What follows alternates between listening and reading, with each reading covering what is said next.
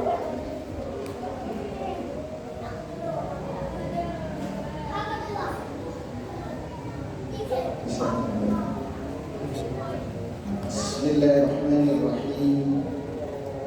Assalamualaikum warahmatullahi wabarakatuh.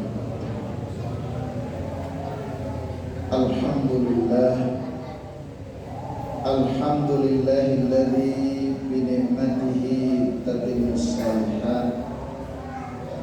Asyhadu an la ilaha illallah wahdahu la syarika lah. Wa asyhadu anna nabiyyana Muhammadan abduhu wa rasuluhu la nabiyya ba'dah. Allahumma inna nas'aluka ilman nafi'an wa rizqan thayyiban wa amalan mutaqabbalan. Allahumma inna na'udzu bika min ilmin la yanfa' wa min qalbin la yakhsha wa min nafsin la tashba wa min du'ain la yusma. Bapak Ibu jamaah yang dirahmati oleh Allah Subhanahu wa taala, alhamdulillah Allah masih menganugerahkan kesehatan kepada kita. Mudah-mudahan anugerah kesehatan selalu Allah hadirkan untuk kita, sehingga kita bisa menjalankan seluruh seruan-seruan Allah dengan iman dan mengharapkan balasan terbaik dari sisi Allah Subhanahu wa taala.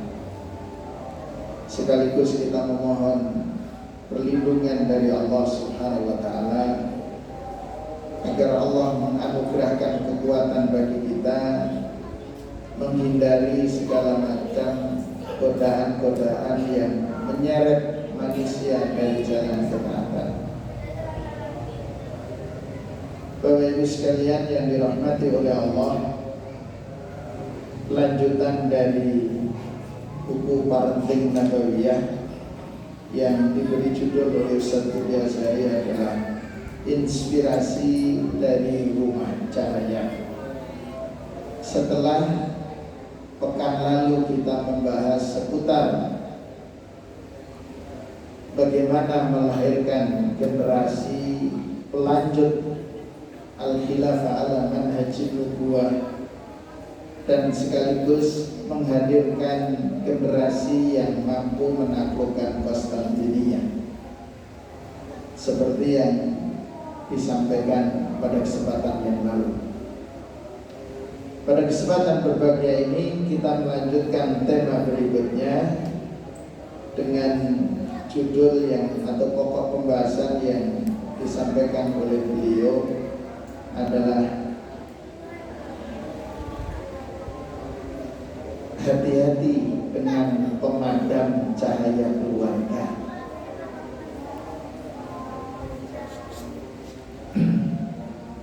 Karena coba kita cermati sejenak firman Allah Subhanahu wa taala dalam surat As-Saff. Allah menyatakan, wa a'udzu billahi minasyaitonir rajim. Bismillahirrahmanirrahim. Yuriduna liyutfi'u nurallahi bi afwahihim wallahu mutimmu nurihi walau karihal kafirun.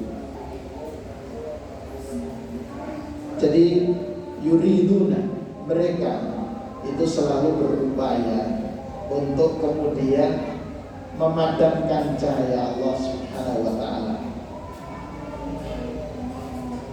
dengan berbagai macam cara mereka lakukan. Kalau kemudian kita coba cermati siapa yang dimaksudkan oleh mereka itu, seperti yang sering saya sampaikan, al-kufru wad-dhalalu millatun wahidatun. Kekufuran dan kesesatan itu satu agama.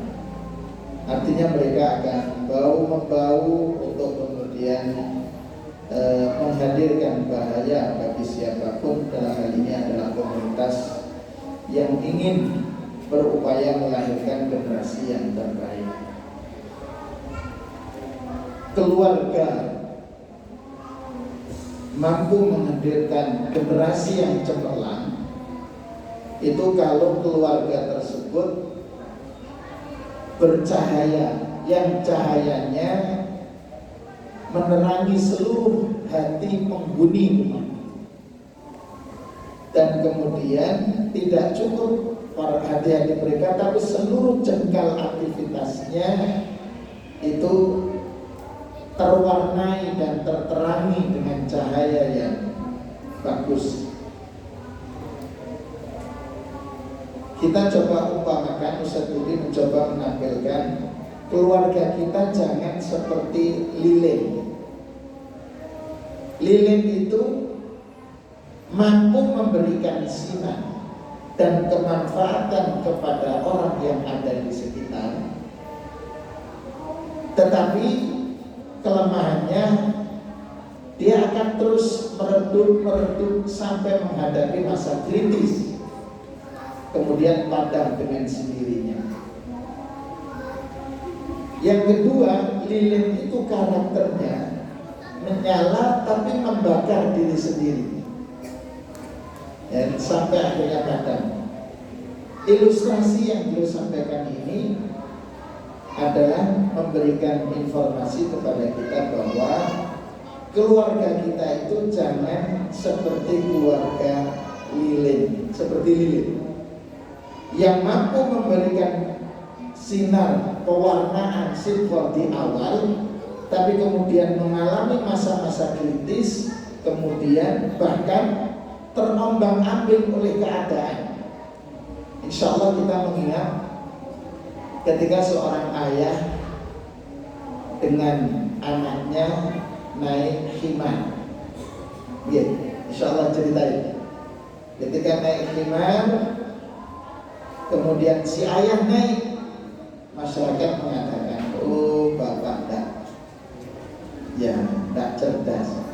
Masa bapaknya naik, justru anaknya dibiarkan jalan. Nah, akhirnya si bapak turun menyampaikan kepada anak, nah kamu naik. Anaknya naik keledai, himarnya, kemudian bapak yang nuntun. Lewat satu kampung, masyarakat mengatakan, oh anak tidak tahu diri. Bapaknya suruh menuntun keledainya, sedang dia naik. Akhirnya karena dari sisi yang pertama mendapatkan kritik, kedua mendapatkan kritik, sudah bagaimana kalau kita berdua tidak usah naik keledai, dituntut. Melewati satu wilayah menyatakan keledai itu digunakan untuk tunggangan, kok malah tidak dinaiki. Nah, sudah, gimana ini? Naik lagi sudah. Tapi dua-duanya melintasi satu wilayah, kemudian menyatakan, bapak dan anak tidak tahu diri. Keledai kecil kok ditumpangi dua orang. Ya. Nah, kisah ini memberikan inspirasi, maksudnya keluarga kita itu jangan seperti keluarga itu, seperti lilin.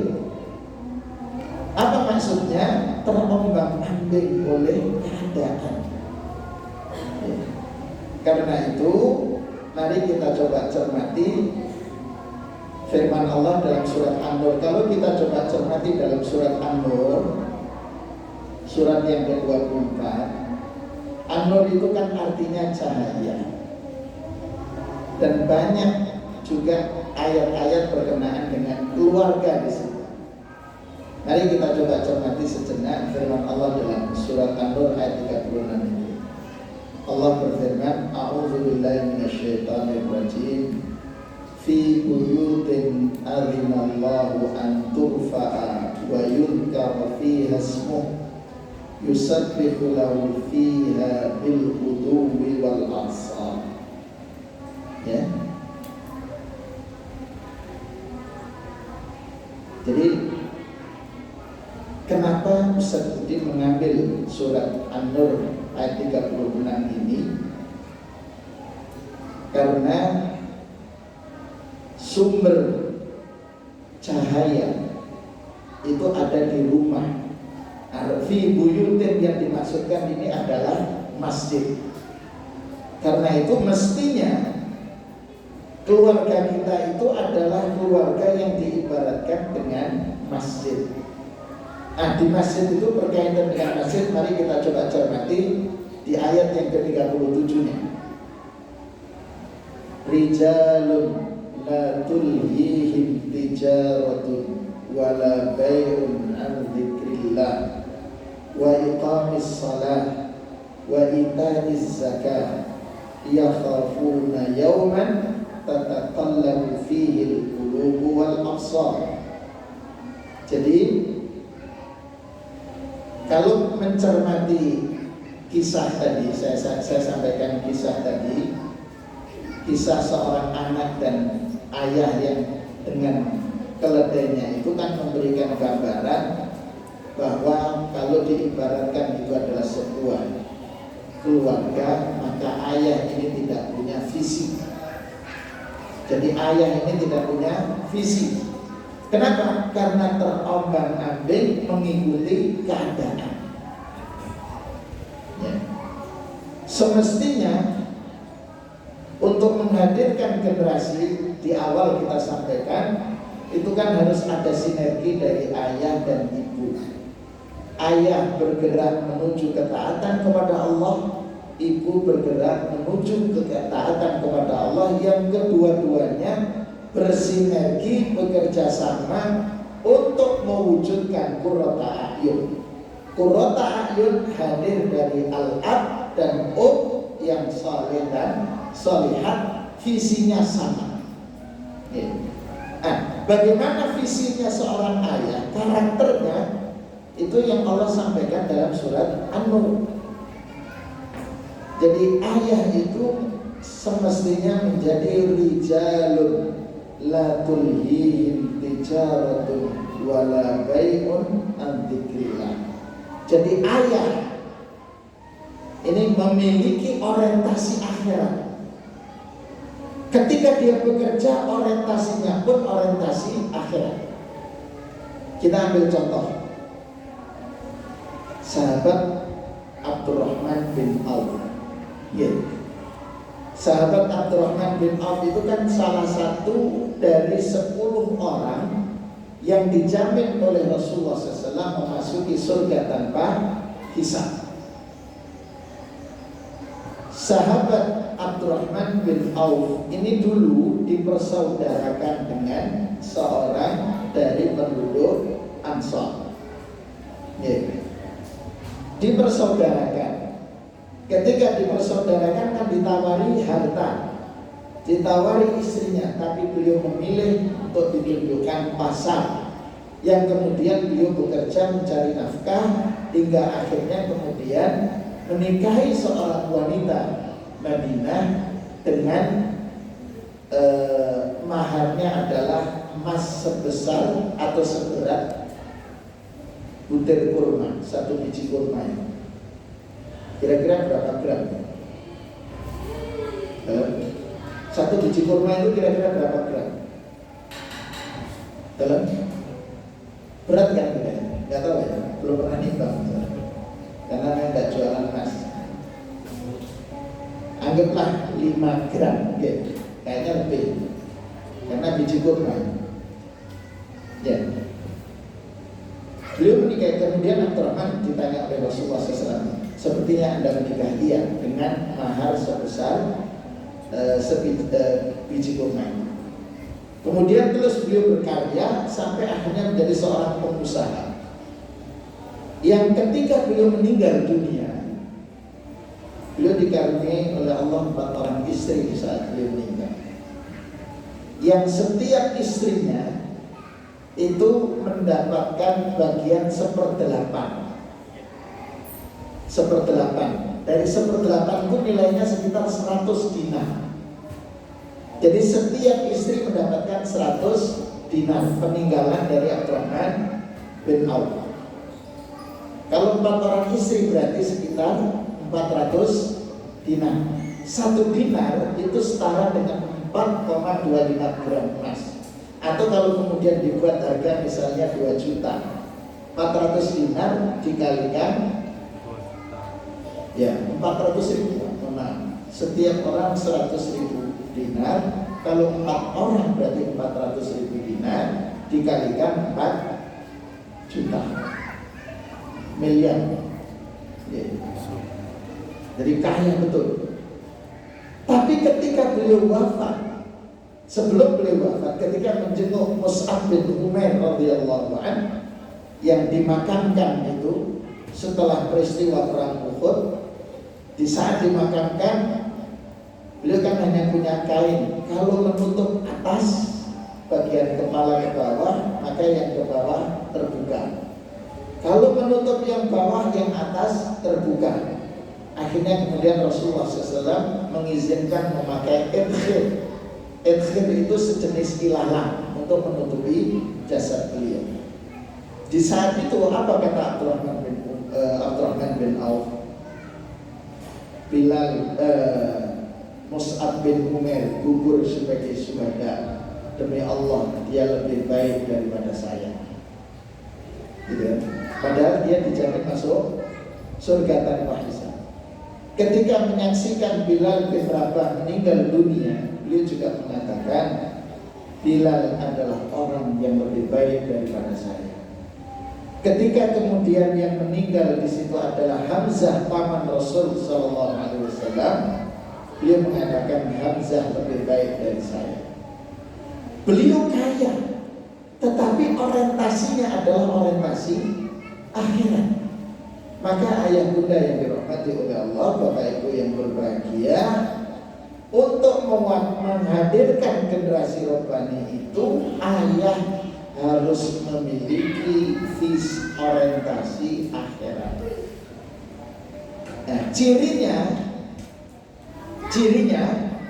orang yang berinteraksi, seorang ayah berorientasi akhirat itu adalah la tulhihim tijaratun wala bai'un an dzikrillah. Jadi perdagangan yang dia jalani sebagai seorang pengusaha, transaksi bisnis yang dia lakukan tidak menyebabkan lalai dari mengingat Allah. Tidak menyebabkan perdagangan meninggalkan sholat. Tidak menyebabkan transaksi bisnisnya itu meninggalkan membayar zakat. Jadi itu karakternya. Jadi seorang ayah yang memiliki karakter tidak terlalaikan dengan usaha. Kita terkadang baik sekalian, para ayah yang dirahmati oleh Allah, ketika sedang melakukan transaksi, justru transaksi ini yang menyebabkan kita menunda waktu sholat. Transaksi bisnis, transaksi apapun itu terkadang menjadi sebab kita menunda kewajiban menghadap Allah Subhanahu wa ta'ala. Padahal mestinya tidak.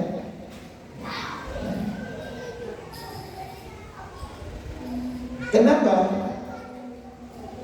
Mohon maaf, generasi saat ini itu lebih banyak, lebih senang menikmati hidup di dunia pusat-pusat perbelanjaan.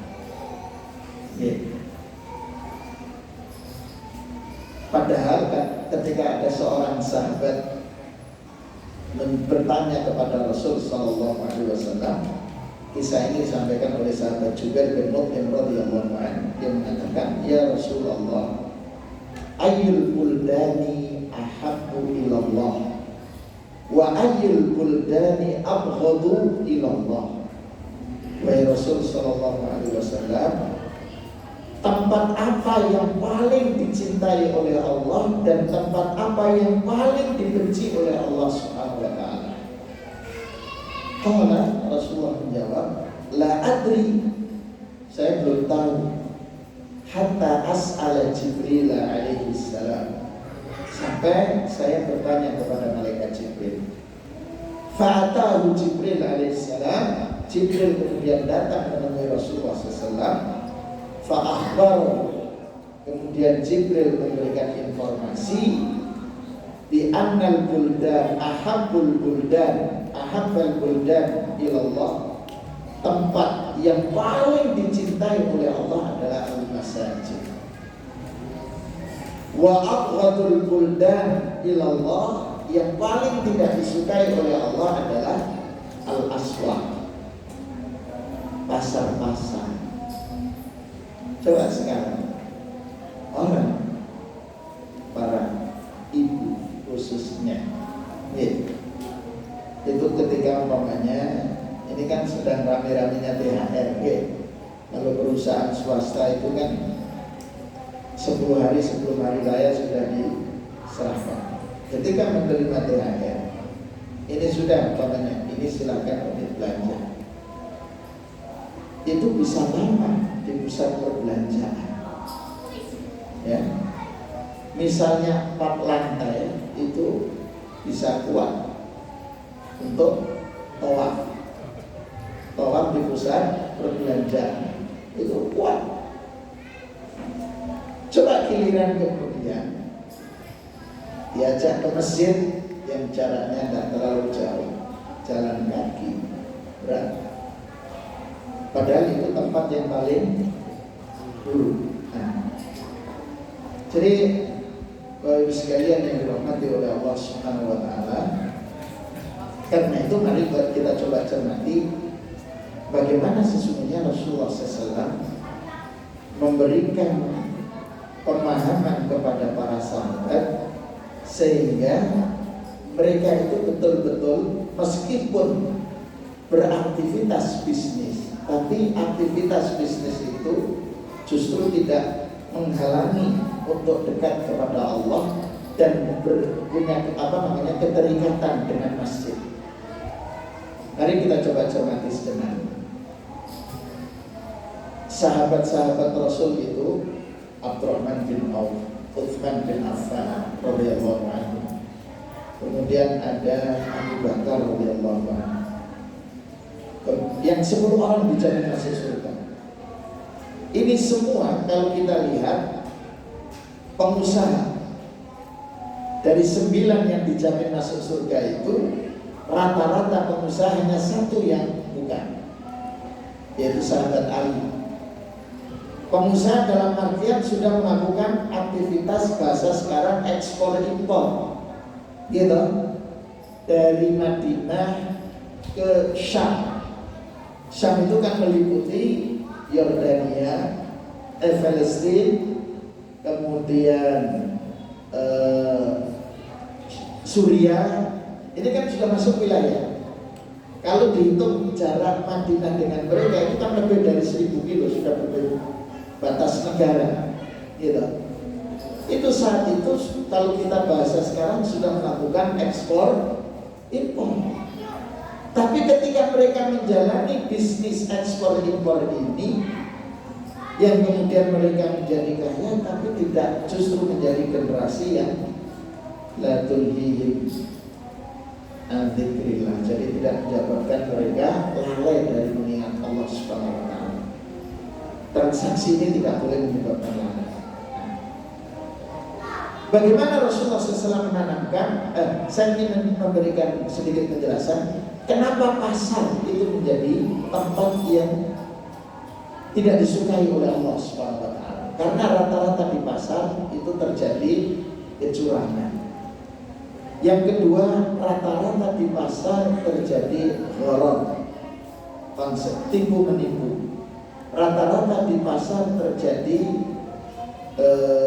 perbuatan zulm, kezaliman. Contoh sederhana, ketika musim rambutan, musim rambutan, ketika kita beli kepada petani, itu kan petani manen dengan tangkainya, gitu kan, masih dengan tangkainya bahkan ada beberapa lembar daun. Terus ditimbang itu biasanya menggunakan keranjang atau sak timbang. Tapi sebelum nimbang ini, saknya ditimbang terlebih dahulu. Ditimbang terlebih dahulu. Kemudian ketahui beratnya sak 1,5 kilo. Dan semua ini dimasukkan, ditimbang dalam berat. Pada saat kemudian ketemu angka, pas ditimbang umpamanya 100 kilo. Ini mereka mengatakan si pembeli ini berat kotor. Kenapa? Dipotong 1,5 kilogram berat sak. Yang kedua, tidak cukup itu, dipotong juga dengan tangkai, beratnya tangkai dan daun. Umpamanya dinilai 5 kilogram. Berarti dari 100 kilo dikurangi 6,5 kilogram. Sudah. Pada saat menjual, melakukan transaksi bisnis dengan kita membeli, tangkai dan daunnya masuk betul? Masuk. Dipotong betul? Ya. Itulah. Makanya dikatakan aswaul buldah, tempat yang terburuk yang tidak disukai oleh Allah Subhanahu wa taala. Ini contoh yang pertama. Ini sebentar lagi kan setelah hari raya persiapan masuk Idul Adha. Gitu, Idul Adha. Kita ke pasar Wonwarsih bisa untuk cari kambing atau sapi. Nah, ini kita orang baru datang ke sana, masuk, kemudian kita tanya, ini siapa pembeli, penjual? Saya Pak. Berapa ini sapi ini? Kita sudah lihat sapinya bagus, gemuk, gitu kan? Bagus. Berapa? 17.500, 17,5 juta misalnya. Kemudian ada istilahnya cumbi. Berapa ini? 17,5. Sampai nawar piro Pak? 17. Wes, kalau sampai tidak mau, saya ambil 17.400. Padahal kita ingin, ini belum transaksi, masih proses. Tapi kemudian si combe ini menyatakan menawar, padahal tidak niatan untuk membeli.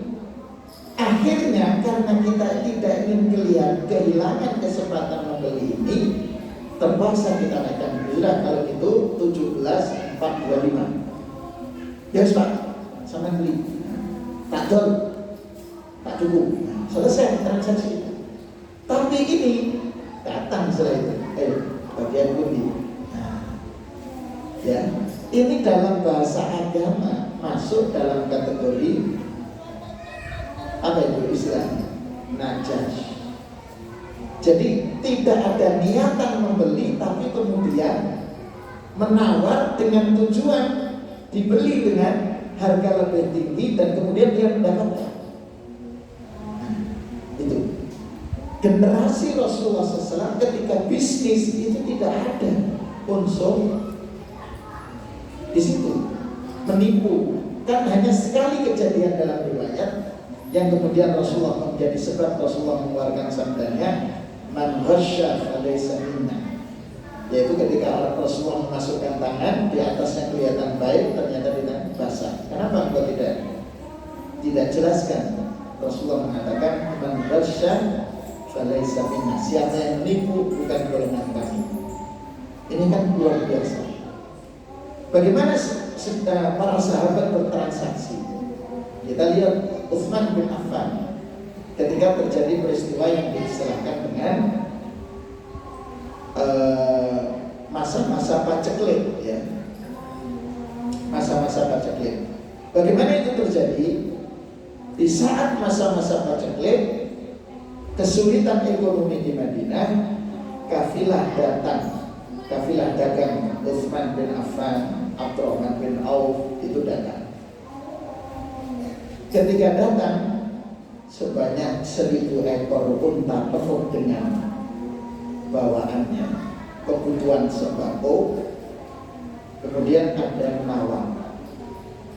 Bagaimana ini? Berapa Anda modal wahai Utsman? 1 dirham. Sudah, saya beri keuntungan setiap 1 dirham, keuntungannya 1 dirham. Berarti saya membeli dari Anda 2 dirham. Untung sudah 100%. Kata Utsman, ada yang lebih lagi. Ya sudah, kalau gitu saya memberikan keuntungan kepada Anda 2 dirham. Kata Utsman, ada lagi. Siapa memberikan keuntungan? Ada yang mengatakan saya berikan keuntungan 3 dirham. Kemudian ada lagi. Siapa lagi? Kata Utsman, ini semuanya saya infakkan di jalan Allah Subhanahu wa taala. Mencari. Berbeda dengan kita di masa sekarang. Ketika terjadi minyak goreng, harga CPO naik, gitu, ekspor, gitu. Kan aneh. Negeri ini sumber minyak sawit terbesar di dunia, tapi penduduknya justru kesulitan minyak goreng. Jual, ekspor. Bahkan ada yang menimbun kemudian dijual untuk mendapatkan keuntungan yang lebih. Dalam bahasa kita, mencari keuntungan dalam kondisi kesulitan. Jadi berbahagia di atas penderitaan orang lain. Di dalam Islam dilarang. Nah, para sahabat itu mendapatkan pendidikan Rasulullah SAW, langsung mendapatkan dari taklim, ya, pengajaran dari Rasul, sehingga mereka bersikap hati-hati dalam transaksi, kemudian menggunakan etika, adab dalam bisnis, ya. Karena itu aktivitas transaksi bisnis itu tidak menyebabkan lupa dari mengingat Allah, tidak menyebabkan tergesa-gesa dalam menunaikan sholat, bahkan sampai tidak khusyuk kepikiran, ya.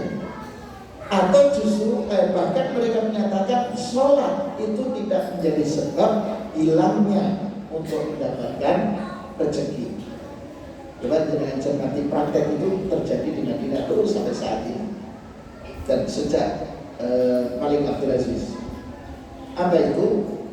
Di masa kepemimpinan Malik Abdul Aziz di Saudi itu, pendiri kerajaan Arab Saudi, 15 menit sebelum adzan atau paling akhir itu 5 menit sebelum adzan, itu seluruh stand penjualan di sekitar masjid itu harus tutup. Ya. Kemudian hari Jumat pun juga demikian, tutup semua. Selesai pelaksanaan sholat baru dibuka, ya, di tempat kita, ya, di tempat kita. Hari pelaksanaan sholat Jumat itu masih ada yang melakukan transaksi bisnis, khawatir kehilangan rezeki. Jadi seakan-akan berarti mindset berpikirnya sholat itu menjadi penghalang mendapatkan rezeki. Generasi ayah yang akan melahirkan generasi terbaik itu, generasi yang cemerlang itu adalah orientasinya justru sebaliknya. Apa itu? Sholat itu sebagai cara nanti untuk mendapatkan keberkahan dari Allah Subhanahu wa taala. Makanya kaitannya dalam surat Al-Jumu'ah. Ya. Mari coba kita cermati dalam surat Toha ini. Wa'mur ahlaka bis-salati wastabir 'alaiha la nas'aluka rizqan nahnu narzuquka wal 'aqibatu lit-taqwa, kata Allah. Wa'mur ahlaka, perintahkan keluargamu bis-salat, dengan salat. Wastabir 'alaiha, bersabarlah dalam melaksanakan perintah Allah, salah satunya adalah salat. La nas'aluka rizqan nahnu narzuquka, kata Allah, kami yang memberikan rezeki. Apakah Abdurrahman bin Auf melakukan transaksi bisnis di saat pelaksanaan sholat Jumat? Apakah Utsman bin Affan melakukan transaksi bisnis ketika pelaksanaan sholat? Tidak. Tapi justru ketaatan dan kesalehan mereka itulah yang kemudian Allah memberikan jalan-jalan rezeki untuk mereka. Mari kita coba cermati dalam surat Al-Jum'ah. Allah mengatakan, wa idza nudiya lis-salati bi yaumil jum'ati fas'au ila dzikrillah ya ayyuhalladzina amanu. Wahai orang-orang yang beriman, idza nudiya lis-salat, kalau dipanggil untuk salat, fas'au ila dzikrillah, tinggalkan, bergeraklah ke jalan Allah, wadharul bai', tinggalkan transaksi jual beli. Ayat ini sesungguhnya menjadi sebab ada satu kejadian di masa Rasul Shallallahu Alaihi Wasallam seperti yang diriwayatkan oleh sahabat Jabir bin Abdullah Al-Bajali radhiyallahu anhu. Saat itu Rasulullah sedang salat, sedang khutbah pada hari Jumat. Ya. Faja'at 'airun minasyam, kafilah dagang dari Syam datang. Fanfataran nasu ilaiha. Para sahabat, karena memang kondisi macam ini, belum turun ayat ini, bersegera untuk mau membeli. Hatta lam yabqa illa 12 rajulan, sampai tidak ada yang tersisa di hadapan Rasulullah kecuali 12 orang. Kemudian Allah menurunkan firman-Nya, wa idza ra'au tijaratan aw lahwan faddu ilaiha wa tarakuka qa'iman qul ma 'indallahi khairun minal lahwi wa minat tijarah wallahu khairur raziqin. Jadi Bapak sekalian, yang pertama saya ingin mengungkapkan kembali bahwa hadirnya generasi yang saleh, generasi qurrata a'yun, satu, bahwa orientasi seorang ayah itu adalah orientasi akhirat. Dan ketika mereka bekerja pun orientasinya adalah untuk mendapatkan akhirat. Wala tansa nasibaka minan dunya. Jadi kemudian sibuknya mencari nafkah itu tidak menjadi sebab penghalang untuk melakukan tarbiyah kepada anak.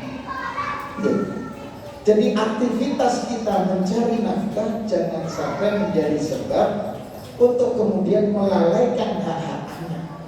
Tetap hak anak itu harus kita tunaikan. Itu yang pertama. Yang kedua, Ustaz Budi memberikan penjelasan, gambaran, mengambil penjelasan firman Allah dari surat At-Taubah ayat 103. Ketika kemudian kita bekerja, ketika kemudian kita lalai dengan kewajiban sholat, pasti akan berdampak lalai terhadap kewajiban zakat. Jadi kalau seorang ayah orientasinya dunia, sehingga kemudian melupakan sampai kemudian tidak bisa tumanina, tidak bisa khusyuk dalam aktivitas ibadah sholatnya, pasti akan berdampak lalai dalam kewajiban zakat. Padahal zakat itu fungsinya apa? Membersihkan. Khudh min amwalihim shadaqatan tutahhiruhum wa tuzakkihim biha wa shalli 'alaihim inna salataka sakanun lahum. Jadi ya sekalian, ini dampak ketika kemudian kita melalaikan sholat, pasti akan berdampak melalaikan zakat. Kenapa? Orientasinya hanya dunia saja. Kita mungkin dulu banyak kita jumpai saat ini ketika baru kecil kita tanya cita-citanya apa, gitu kan? Ingin jadi dokter, macam-macam. Tapi itu yang sering terjadi. Padahal mestinya kita menghadirkan kepada mereka adalah bagaimana kemudian cita-cita besarnya itu adalah menggapai keridhaan Allah Subhanahu wa taala.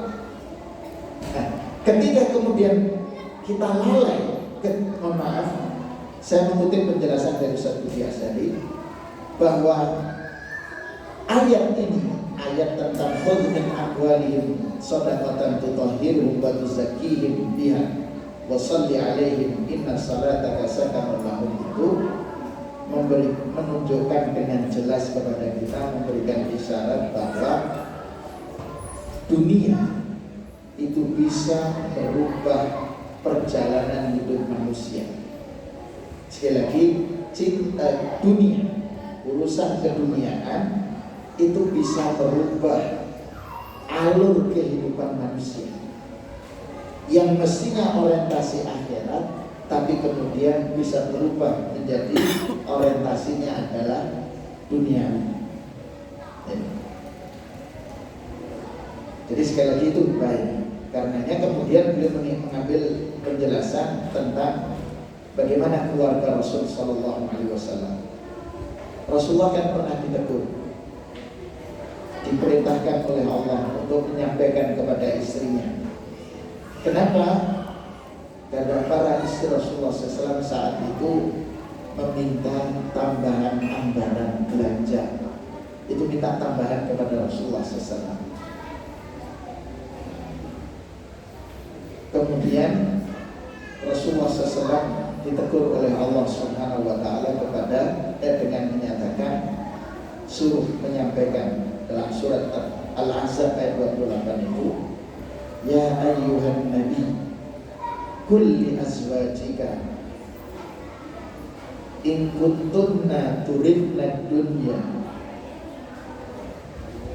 in kuntum turidna al-hayata dunya wa zinataha fata'alaina umatti'kunna wa usarrihkunna sarahan jamila. Wahai Nabi, katakanlah kepada istri, in kuntunna turidna al-hayata dunya, kalau engkau menginginkan kehidupan dunia, wazinataha, dan perhiasannya, fata'alaina, kata Allah, silahkan kamu di sini. Umattikunna, aku berikan kepadamu kesenangan. Wa usarrihkunna sarahan jamila, kemudian aku bisa bercerai dengan kalian. Ayat ini kan memberikan penjelasan kepada kita Bapak sekalian bahwa ketika seorang istri itu orientasinya dunia semata, ya, tidak memiliki orientasi akhirat, maka otomatis keluarga ini akan berbahaya. Ya, kenapa? Tujuan menghadirkan qurrata a'yun akan gagal. Rasulullah SAW saja itu diingatkan oleh Allah, berikan perintah untuk menyampaikan kepada istrinya. Ya, untuk apa? Jangan sampai dunia menguasai mereka. Karena kalau dunia menguasai mereka, maka yang terjadi bukan kebahagiaan, bisa merubah. Karena dunia itu akan menghalalkan segala macam cara untuk mendapatkan dunia. Dan ayat ini memberikan informasi juga bahwa kalau Rasulullah SAW saja diingatkan, ya, diberikan profilnya oleh Allah kepada kita itu, suruh mengingatkan kepada istri untuk tidak berorientasi dunia semata, yang kemudian akhirnya lebih memilih untuk bersama Rasul. Coba kita tidak bisa bayangkan kalau kemudian istri-istri Rasulullah SAW semuanya orientasi dunia. Nah, jadi kejadian ini memberikan informasi kepada kita bahwa kalau seandainya ini dia, seorang suami itu mempunyai orientasinya adalah dunia semata, bagaimana nantinya kalau ini suami istri orientasinya dunia? Maka sulit untuk menghadirkan generasi yang terbaik. Karena itu sekalian, yang harus menjadi perhatian kita adalah memastikan kita ini seorang ayah yang berorientasi ukhrawi, seorang istri, seorang ibu yang juga mempunyai orientasi yang sama, yaitu orientasi akhirat, sehingga semuanya bekerja untuk menghadirkan keluarga yang generasi yang ideal. Kenapa? Coba kita cermati hadis Rasulullah SAW riwayat Imam Muslim. Innallaha yuhibbul abda at-taqiyya al-ghaniyya al-khafi. Sesungguhnya Allah itu mencintai seorang hamba yang taqi, yang bertakwa, al-ghani, yang kaya, wal khafi, yang berusaha untuk menyembunyikan kebaikan-kebaikan. Berarti hadis ini ingin memberikan informasi kepada kita bahwa seorang yang hamba yang dicintai oleh Allah ketika dia bertakwa. Jadi takwa itu duluan, lebih dulu, baru kemudian dunia, ghani, kekayaan. Nah sekarang terbalik, banyak terbalik, kaya dulu baru ingin meraih ya ketakwaan. Nah ini yang harus kita coba cermati. Kemudian baik sekalian, setelah kemudian mencermati, jadi kesimpulan dari bab yang keempat yang disampaikan oleh Ustaz Budi Azhari adalah bahwa keluarga kita tidak lagi menjadi keluarga yang bercahaya kapan? Ketika ketika seorang ayah berubah orientasinya. Begitu juga seorang ibu berubah orientasinya dari orientasi akhirat menjadi orientasi dunia. Itu yang jadi cita-cita besar untuk menghadirkan generasi yang qurrata a'yun, yang mampu nanti menaklukkan, ya, menjadi generasi sang penakluk, itu akan gagal kalau terjadi perubahan orientasi dari ayah dan ibu. Karena itu orientasi yang harus kita tanamkan sekali lagi adalah orientasi kepada Allah Subhanahu wa Ta'ala. Mari kemudian berikutnya, ini sudah tersampaikan beberapa waktu yang lalu.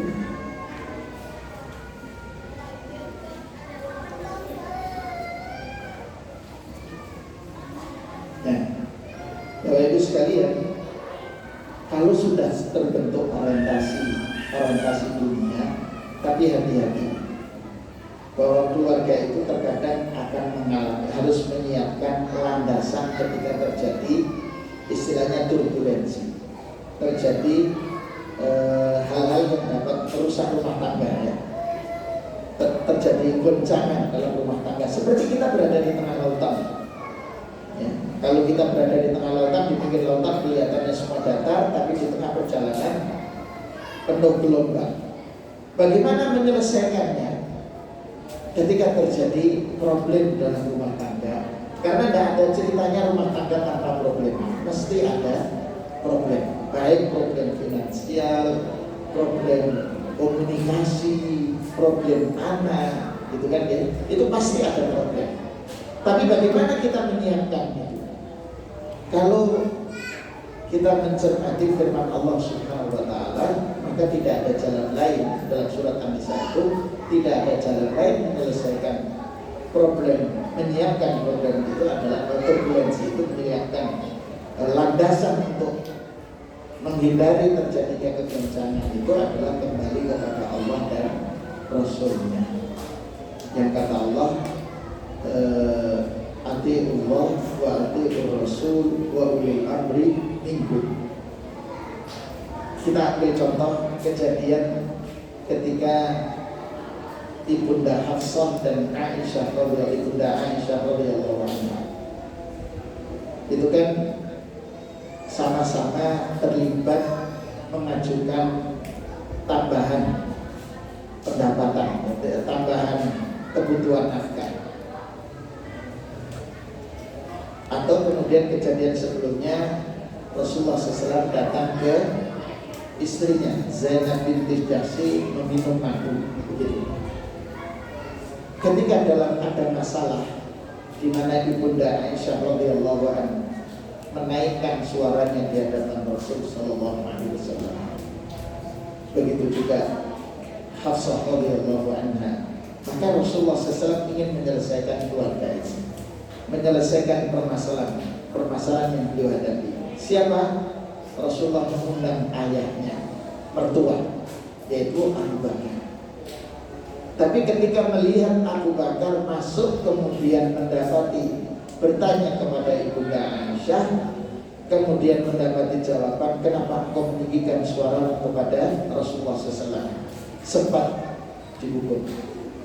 Tapi Rasulullah SAW kemudian ketika Ibunda Aisyah mau dipukul oleh Abu Bakar radhiyallahu anhu, Ibunda Aisyah memeluk Rasulullah SAW, berada di samping Rasul. Ketika kemudian Abu Bakar keluar, Aisyah radhiyallahu anha menjauh dari Rasul. Kemudian Rasulullah SAW menyatakan kepada Aisyah, kenapa ketika ayah Abu Bakar datang engkau mendekat, kenapa tidak terus mendekat denganku? Jadi Masya Allah, itu menyelesaikan itu di sini. Jadi menyelesaikan problem rumah tangga dengan menghadirkan hakim, dalam hal ini adalah keluar dari keluarga. Begitu juga yang dilakukan oleh Umar bin Khattab radhiyallahu anhu kepada Hafsah. Jadi baik sekalian, ketika saya sampaikan bahwa di awal tadi memang keluarga tidak akan lepas dari problema, tapi problema itu akan teratasi ketika sama-sama niatannya seperti yang tadi, orientasinya adalah akhirat. Kemudian ketika ada problem maka harus diselesaikan. Salah satunya dengan menghadirkan dua pihak, hakim dari keluarga suami dan keluarga istri. Dan itu semuanya akan bisa selesai ketika kemudian mengacu kepada perintah pada perintah Allah. Karena Allah menyatakan wa in khiftum shiqaqa bainihima fab'athu hakaman min ahli wa hakaman min ahliha yurida islaha yuwaffiqillahu bainahuma. Jadi kalau memang tujuannya islah, maka Allah akan memberikan taufik kepada keduanya. Barangkali itu Bapak Ibu sekalian yang kita bisa sampaikan dua poin dari bab ini, yaitu satu tentang orientasi, kita pastikan orientasinya. Kedua, ketika ada masalah maka kembalinya adalah kembali kepada konsep Al-Quran dan Sunnah. Barangkali itu karena waktu maghrib kita sekarang jam berapa? 17:25 24 ya. Jadi saya berikan waktu kesempatan, mungkin kalau ada yang perlu didiskusikan dari sekalian, insya Allah nanti kita selesaikan terakhir di acara KUTS, terakhir kesalahan orang tua dan kesalahan generasi. Barangkali ada yang perlu didiskusikan.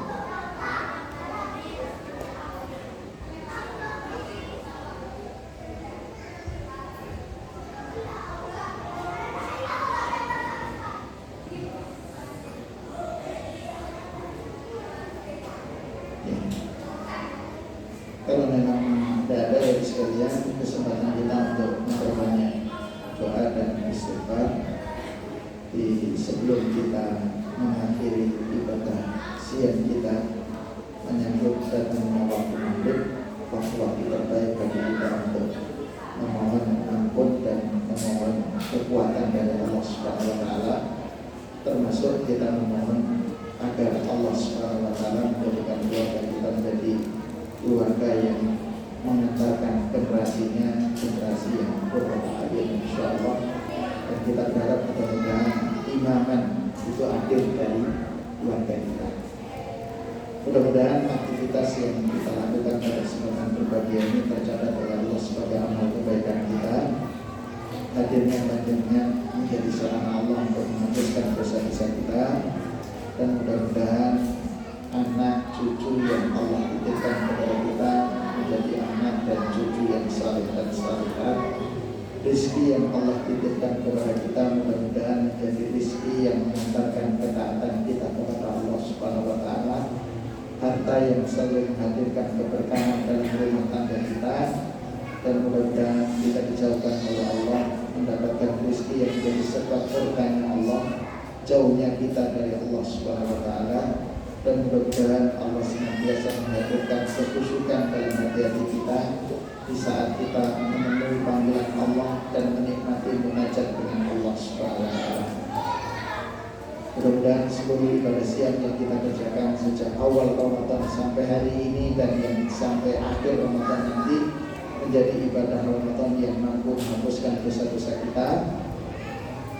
Qiyam Ramadan, tilawah Al-Quran yang kita senandungkan mudah-mudahan memperberat iman dan amal kebaikan kita, dan mudah-mudahan Allah Subhanahu wa taala menggolongkan kita termasuk orang-orang yang memperoleh Lailatul Qadar dengan kesungguhan kita dalam beribadah di 10 hari yang terakhir. Amin amin ya rabbal alamin. Subhanakallahumma wa bihamdika asyhadu an la ilaha illa anta astaghfiruka wa atubu ilaik. Mohon maaf atas segala kekhilafan. Assalamualaikum warahmatullahi wabarakatuh.